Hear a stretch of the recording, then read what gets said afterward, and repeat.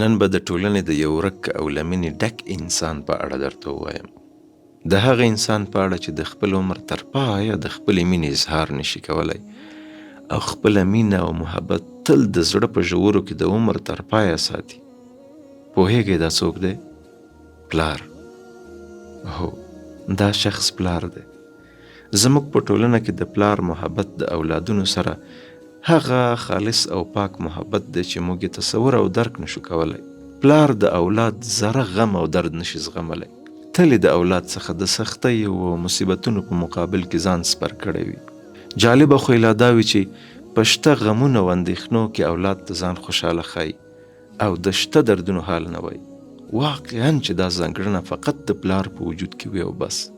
خو پلار تل خپله خالصه مینه د خپلو لویانو اولادونو څخه پټه ساتي او د دوی سره د مینې او محبت ښکاره کوونکې کړنې ورته ننګ ښکاري. اولادونه هم په ورته حالت کې رالوی شوي وي. په داسې کړنو ورته ځان وړوکی ښکاري او د شرم احساس ورباندې غالب وي. د اولاد سره د مینې ترجمان تل مور وي. که اولاد ناروغه کیږي، کومه ورځ ټلیفون بند وي، چیرته تللی وي، کوم بل مشکل او مصیبت کې حصار وي، نو پلار به یې مور ته د زړه درد بیانوي او مور به اولاد ته بیا وایي چې ګوره هغه ورځ هغه ساعت تیره شوه، پلار دې د غم نه ډوډۍ ونه خوړه، په لمانځه او دعا کې یې ژړل، ژوند ته نه پوهېده، هر ساعت یادولې. د اولاد پر وړاندې د پلار دا احساس او مینه تل پټه پاتې کیږي او اظهار یې نشي کولی بچو ته وکړي. بچیان فکر کوي چې پلار له دوی سره هیڅ مینه نه لري، پر احساساتو یې نه پوهیږي او د دوی شتون نشتون، مریضي او صحتمندي ورته هیڅ اهمیت نه لري. اولادونه د خپل کم درک، برداشت او منفي احساس له وجې د پلار په وجود کې د دوی لپاره شته د غرونو په څیر مینه نشي کتلی. پلار د اولاد هره کړنه او حالت تر خپل نظر لاندې ساتي او د اولاد هر حالت ورته مهم وي.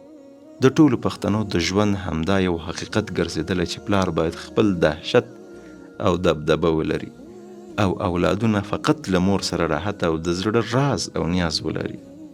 پلار باید د خپلو اولادونو یو ښه او مهربان ملګری وي او اولاد هم په خپل کردار او کړنه کې تغیرات راولي. کوشش وکړئ چې له پلار جان سره مو مجلسونه زیات کړئ. باور وکړئ چې پلار ته تر ټولو بهترین مجلس او ناسته د خپلو اولادونو سره وي. ډیر خوشحالیږي چې د اولاد د خولې خبرې واوري. خوشحالیږي چې اولاد منظم وي، باصلیقه وي، احترام پکې وي، د مجلسونو آداب ساتي. د روزمره کارونو په هکله ورسره مشورې شریکې کړئ. ادبي شوخي چې مسکا یې پر مخ راولي وکړئ. پښې او لاسونه یې چاپې کړئ او لاسونه یې حتماً د ستړي مشۍ پر وخت ښکل کړئ. د راتلونکو کارونو لپاره ورسره خپل هوډ شریک کړئ. په عمل کې ورته ثابته کړئ، ولو که واړه کارونه وي. په ژوند کې د شته مشکلاتو یادونه د پلار پر مخ کې مه کوئ که امکان ولري. خلاصه دا چې د پلار جان سره د ماحول د محبت او ملګرتیا برابر کړه. اگر که ته ورباندې خجالته کیږي یا شرمیږي، خو وروسته به د دې کړنې څخه نهایت خوشحاله وي. په یوه کورنۍ کې د مینې او محبت په شتون کې برکات او خیرونه زیاتیږي.